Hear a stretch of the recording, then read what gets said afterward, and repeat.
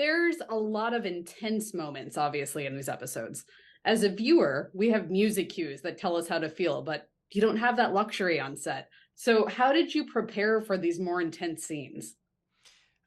Music, ironically enough. I always make playlists for all my characters. And so I had playlists set up for different situations and specific songs that I would read while reading certain scenes that I knew would sort of click in my mind and help me connect with the character and what he's feeling and the tone of the scene. So in many ways, I kind of made the soundtrack for Mickey before the show came out. Um, I think music is just such an incredible job at connecting all of your senses so that by the time you're ready to shoot and you're rolling, those senses just everything that you felt on paper, you can bring right onto the screen. I love that. Do you remember any of the songs that you picked for these moments with Mickey? Yeah, so there's one song that I played a lot for Mickey's relationship with Ashley. It's from the Facebook story with Trent Reznor. It's like that bum bum bum bum bum bum, and in the movie that song has like a tone of like hopefulness, but I don't know why. Whenever I hear it, I hear like loss and tragedy. There's a slight bit of hope, but it's tragic. And that to me felt like Mickey's relationship with Ashley. And for when he loses his parents, I listen to a lot of Radiohead, a lot of to Moon-Shaped Pool, uh, especially the last song on that album, which is it's literally tells the story of Shelter in many ways.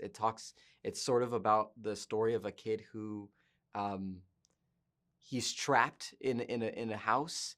His parents left him in the house, and he's surviving off of like lollipops and chips. And to me, it sort of resembles Mickey's life. He's lost his parents. He's trapped in a house he doesn't know, and he's just trying to survive.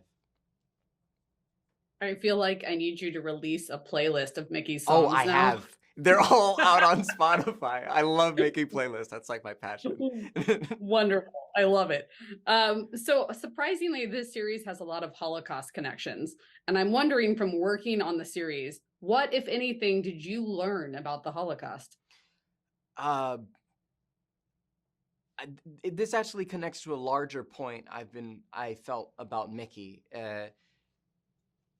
I have the most craziest background. I'm Dominican. I'm black, Caribbean descent, and I'm kind of Jewish. My mom's mom is Jewish, and in Jewish heritage, your mother carries the That's lineage and the correct. religion. So I'm technically Jewish, and as the man in the family, or as like the only man in the family, I feel like a responsibility to uphold that heritage that we've lost over the generations.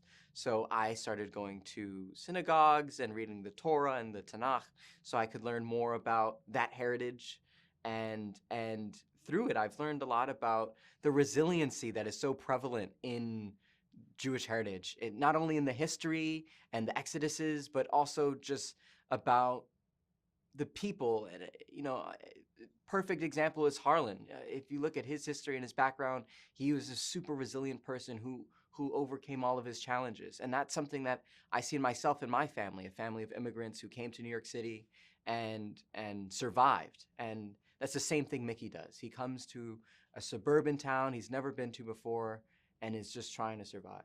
Was there any moments on set that kind of spooked you? Like you're already in a spooky environment. Did somebody try to scare you? Did something catch you off guard?